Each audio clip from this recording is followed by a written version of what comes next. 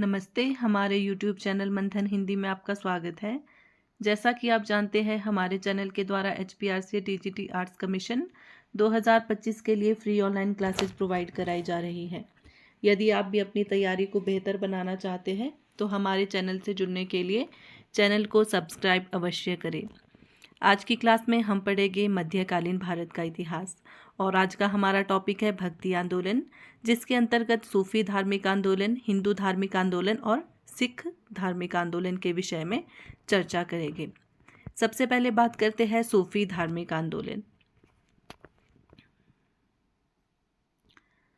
मध्यकालीन भारत में मुसलमानों में सूफी संप्रदाय की प्रगति एवं हिंदुओं में भक्ति मार्ग पर बल अथवा भक्ति आंदोलन की प्रगति थी।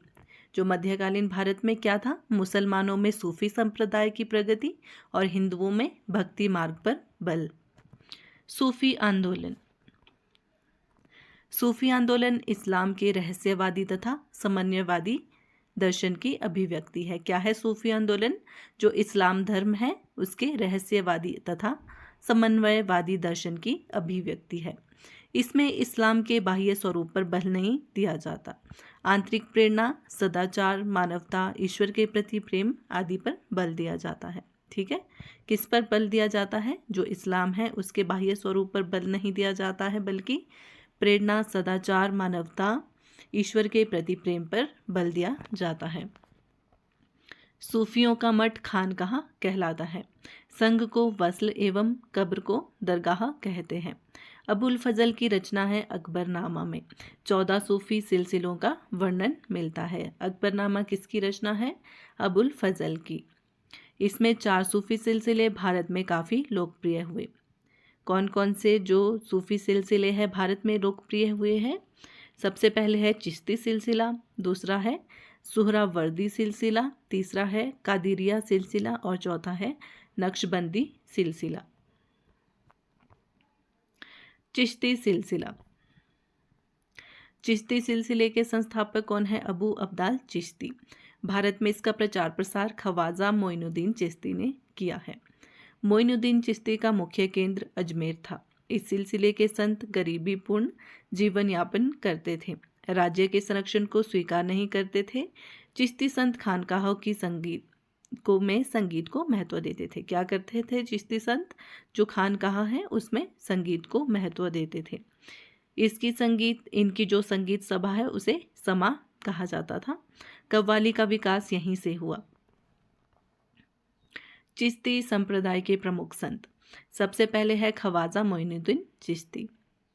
मोहम्मद गौरी ने इनको सुल्तान उल हिंद की उपाधि प्रदान की। इनकी मृत्यु 1236 ईस्वी में हुई। इसके बाद अजमेर में दरगाह का निर्माण करवाया गया। इनके 2 प्रमुख शिष्य थे। कौन कौन थे? शेख हमीबुद्दीन नागौरी और दूसरे थे शेख कुतुबुद्दीन बख्तियार काकी। किसके शिष्य थे ये? ख्वाजा मोइनुद्दीन चिश्ती के। शेख हमीमुद्दीन नागौरी, इनका जन्म दिल्ली में हुआ था। उनका कार्यक्षेत्र नागौर था। मोइनुद्दीन चिश्ती ने नागौरी को सुल्तान ए तरीकीन असहायों का बादशाह, ठीक है, जो सुल्तान ए तरीकीन क्या होता है?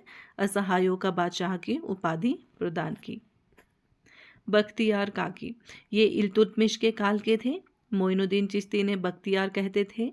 कुतुबुद्दीन ऐबक ने बख्तियार काकी की याद में कुतुब मीनार का निर्माण करवाया। ठीक है, जो कुतुब मीनार है उसका निर्माण किसने कराया था?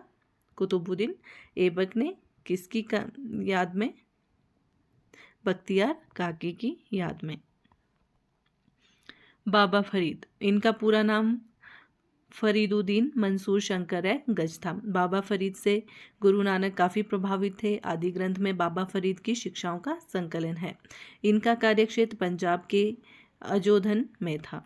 इन्होंने चिल्लाह एमा अकुश की साधना की। अब है निज़ामुद्दीन औलिया, ये बाबा फरीद के शिष्य थे। इनका कार्यक्षेत्र ग्यासपुर दिल्ली था।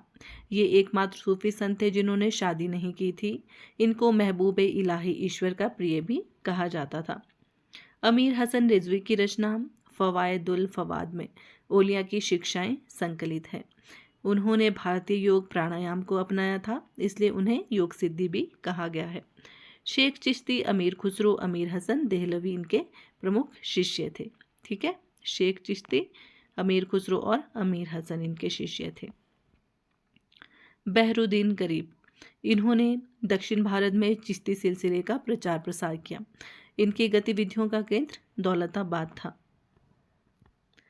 गेसुदराज, इन्होंने दक्षिण भारत में गुलबर्गा को अपना केंद्र बनाया। ठीक है, जो गेसुदराज थे उन्होंने गुलबर्गा है उसको अपना केंद्र बनाया।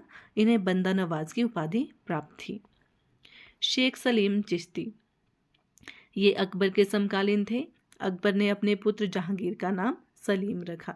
ठीक है, ये था चिश्ती संप्रदाय और उसके प्रमुख जो संत थे वो सूफी संत थे। अब है सुहरावर्दी सिलसिला।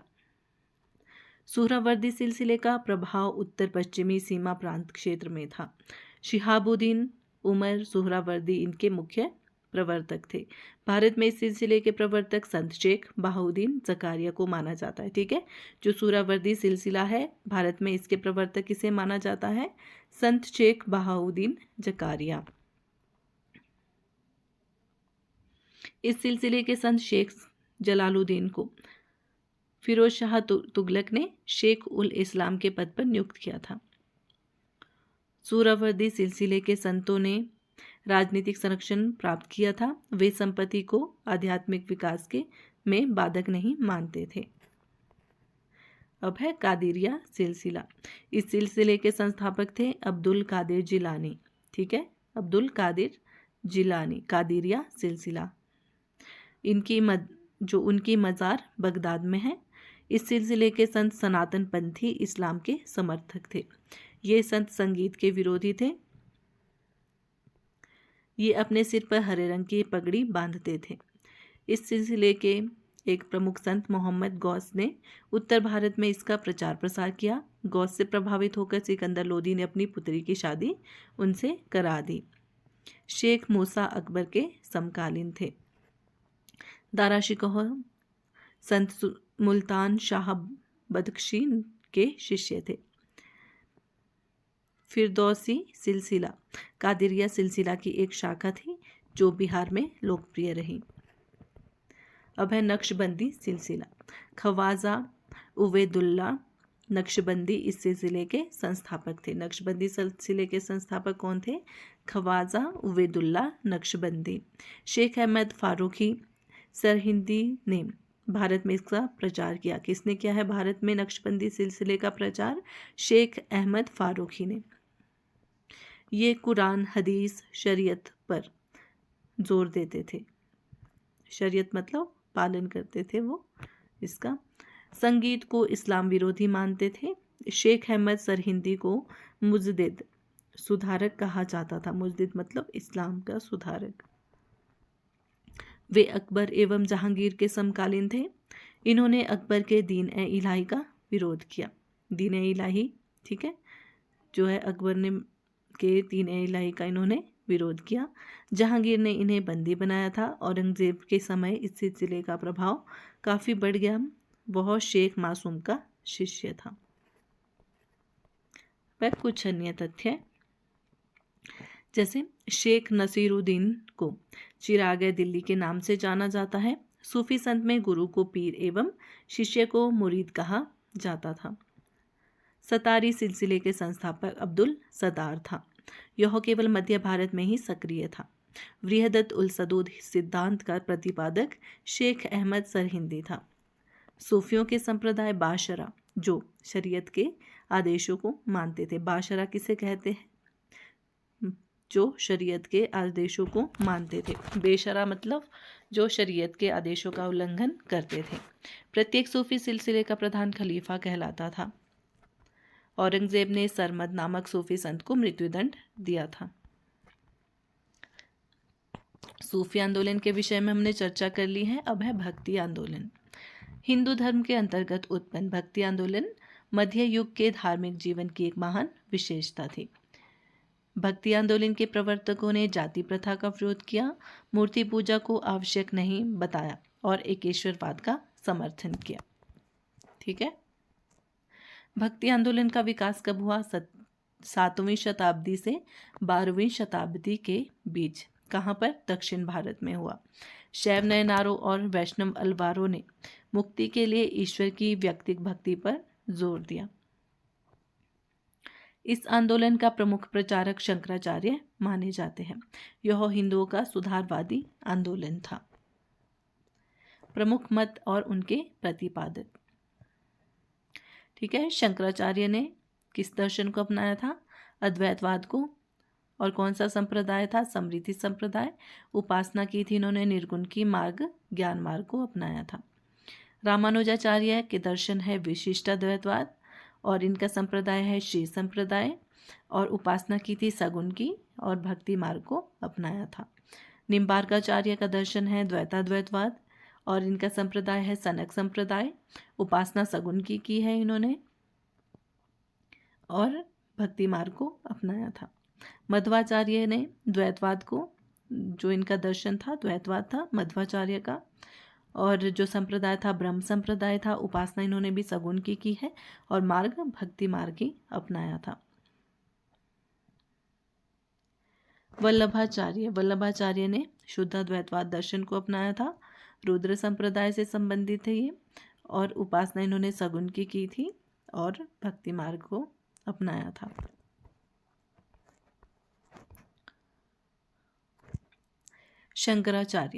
शंकराचार्य का जन्म पूर्णा नदी के किनारे कालदी, मालाबार, केरल नामक स्थान पर 788 ईस्वी में हुआ था। उन्हें पच्छन बौद्ध भी कहा गया है क्योंकि उन पर बौद्ध धर्म के शून्यवाद का प्रभाव था। उन्होंने ज्ञान मार्ग के अंतर्गत निर्गुण ब्रह्म की उपासना पर बल दिया, ठीक है। जो शंकराचार्य है उन्होंने निर्गुण ब्रह्म की उपासना पर बल दिया। निर्गुण मतलब बिना गुण वाले, निराकार।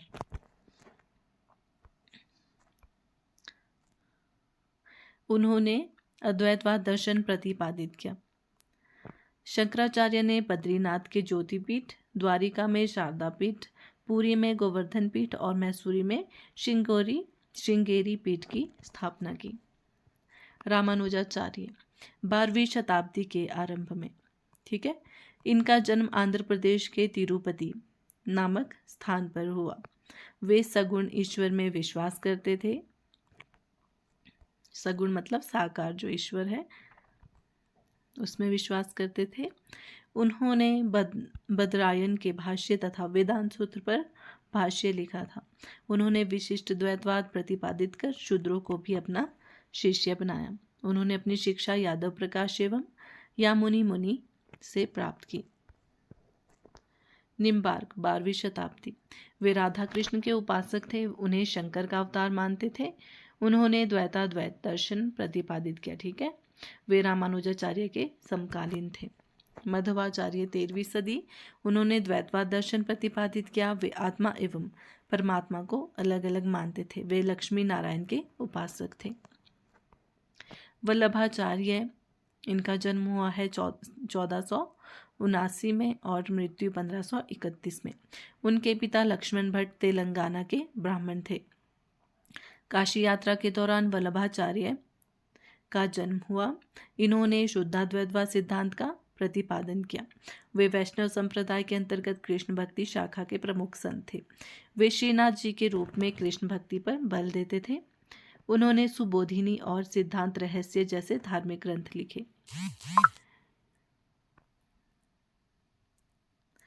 वल्लभाचार्य के पुत्र विठलनाथ ने कृष्ण भक्ति को और भी लोकप्रिय बनाया। अकबर ने उन्हें गोकुल एवं जैतपुरा की जागीरें प्रदान की। औरंगजेब के समय श्रीनाथ जी की मूर्ति को उदयपुर पहुंचा दिया। उदयपुर में वह नाथद्वारा के नाम से विख्यात हुए। रामानंद 14वीं सदी, ये रामानुज के शिष्य थे। इनका जन्म प्रयाग इलाहाबाद में हुआ था। इन्होंने सीताराम की भक्ति पर बल दिया। इन्होंने सभी जातियों और स्त्री पुरुषों में समान स्थान दिया, ठीक है। स्त्री पुरुषों को इन्होंने समान स्थान दिया और सभी जातियों को एक समान मानते थे ये। वे भक्ति आंदोलन को दक्षिण भारत से उत्तर भारत में लाए, ठीक है। जो भक्ति आंदोलन है उसको दक्षिण भारत से उत्तर भारत में कौन लेके आए थे? रामानंद। उनके 12 शिष्यों में धन्ना जाट था, सेनापति नाई था, रविदास चमार और कबीर जुलाहा था। कबीर वे सिकंदर लोदी के समकालीन थे। उन्होंने हिंदू एवं मुसलमान को समीप लाने का प्रयास किया। कबीर ने भक्ति को ही मोक्ष प्राप्ति का मार्ग बताया। उन्होंने दोहों का संकलन बीजक में संग्रहित किया। इनका संकलन धर्मदास ने किया है। ठीक है, बीजक का जो संकलन है धर्मदास ने किया है। कबीर एवं धर्मदास के बीच हुए संवादों का संकलन अमर मूल में है। इनकी मृत्यु मगहर में कबीर नगर में हुई। ठीक है। गुरु नानक, इनका जन्म 1469 में और मृत्यु 1538 ईस्वी में हुई। गुरु नानक का जन्म लाहौर के तलवंडी वर्तमान में ननकाना नामक स्थान पर खत्री परिवार में हुआ। वे मूर्ति पूजा, तीर्थ यात्रा तथा धार्मिक आडंबरों के कट्टर विरोधी थे। कर्म एवं पुनर्जन्म में विश्वास रखते थे। उन्होंने निराकार ईश्वर की कल्पना की, जिसे अकाल पुरुष की संज्ञा दी। वे सूफी संत बाबा फरीद से प्रभावित थे। उन्होंने शिष्य बनाए जो सिख कहलाने लगे। उनका निधन करतार में हुआ। चैतन्य 1486 में जन्म हुआ और 1534 में मृत्यु। इनका जन्म बंगाल के नादिया नामक स्थान पर हुआ। इनका वास्तविक नाम विशंबर था। बचपन में इनका नाम निमाई था। शिक्षा पूरी होने के बाद उन्हें विद्यासागर की उपाधि दी गई। इनके प्रयासों से बंगाल एवं उड़ीसा में वैष्णव धर्म लोकप्रिय हुआ। उड़ीसा नरेश प्रताप रुद्र गजपति उनके शिष्य थे। चैतन्य महाप्रभु का देहावसान पुरी में हुआ। दादू दयाल 1544 में इनका जन्म हुआ है और 1603 ईस्वी में मृत्यु। इनका जन्म अहमदाबाद में एक जुलाहा परिवार में हुआ। वे कबीर के अनुयायी थे। उन्होंने ब्रह्म संप्रदाय की स्थापना की। सुंदरदास रज्जब सूरदास उनके शिष्य थे। उनकी मृत्यु राजस्थान के नारायण गांव में हुई। ठीक है। दादू दयाल, ठीक है। कौन कौन थे दादू दयाल के शिष्य? सुंदरदास, रज्जब और सूरदास। अब है सिख धर्म गुरु। सबसे पहले है गुरु नानक। ठीक है, सिख धर्म के संस्थापक कौन है? गुरु नानक। दूसरे गुरु है सिख धर्म के गुरु अंगद।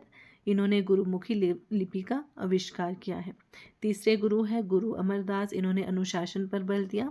चौथे गुरु है सिख धर्म के कौन है? गुरु रामदास। इन्होंने अमृतसर नगर बनवाया। पांचवें गुरु है गुरु अर्जुन देव। इन्होंने क्या किया है? गुरु ग्रंथ साहिब आदि ग्रंथ का संकलन किया और अमृतसर में हरमंदिर साहब जो स्वर्ण मंदिर है उसे भी बनवाया। गुरु अर्जुन देव को जहांगीर ने फांसी दे दी। ठीक है, स्वर्ण मंदिर किसने बनाया था? गुरु अर्जुन देव ने। छठे गुरु है सिखों के गुरु हरगोविंद। इन्हें अकाल तख्त के संस्थापक थे ये। सातवें गुरु है गुरु हर राय। अपने पुत्र राम राय को मुगल दरबार में इन्होंने भेजा था। गुरु हरकिशन आठवें गुरु है। गुरु पद के लिए संघर्ष किया था इन्होंने। नौवें गुरु है गुरु तेग बहादुर। औरंगजेब ने फांसी दे दी थी तेग बहादुर को। 10वें गुरु है गुरु गोविंद सिंह, जिन्होंने खालसा पंथ की स्थापना की। ठीक है, ये थे सिख धर्म के गुरु। अब है रविदास। इन 15वीं शताब्दी। ये रामानंद के शिष्य थे। वे निर्गुण ब्रह्म की उपासना पर बल देते थे। उन्होंने अपने विचार ब्रज भाषा में रखे। शंकरदेव ने असम में वैष्णव मत को लोकप्रिय बनाया। इनको नारंग देव भी कहा जाता है। इन्होंने एक शरण सिद्धांत प्रतिपादित किया। मीराबाई 1498 से 1546 ईस्वी। ये मेड़ता के राजा रतन सिंह राठौर की पुत्री थी। इनका विवाह राणा सांगा के पुत्र भोजराज के साथ हुआ था। वह भगवान कृष्ण की भक्त थी। इन्होंने राजस्थानी तथा ब्रज भाषा में गीतों की रचना की। इन्होंने कृष्ण की उपासना प्रेमी और पति के रूप में की। अन्य है सूरदास 16वीं से 17वीं शताब्दी। इनका जन्म रुनकता नामक गांव में हुआ था। ये अकबर एवं जहांगीर के समकालीन थे। इन्होंने ब्रज भाषा में सूरसारावली, सूरसागर और साहित्य लहरी की रचना की। ये सगुण भक्ति के उपासक थे। तुलसीदास का जन्म 1532 ईस्वी में हुआ और 1623 ईस्वी में मृत्यु। इनका जन्म बांदा जिले के राजापुर गांव में हुआ। ये अकबर के समकालीन थे। इनकी रचना रामचरितमानस अवधी भाषा में है। जो रामचरितमानस है तुलसीदास की प्रसिद्ध रचना है और ये अवधी भाषा में लिखी गई है। इनकी रचनाएं हैं गीतावली, कवितावली, विनय पत्रिका आदि। महाराष्ट्र में भक्ति आंदोलन। महाराष्ट्र में भक्ति पंथ पंढरपुर के देवता विठोबा या विट्ठल के मंदिर के चारों ओर केंद्रित था। विठोबा को कृष्ण का अवतार माना जाता है। विठोबा पंथ के 3 अनुयायी थे, ज्ञानेश्वर, नामदेव और तुकाराम। ज्ञानेश्वर, इन्होंने महाराष्ट्र में भक्ति आंदोलन की शुरुआत की।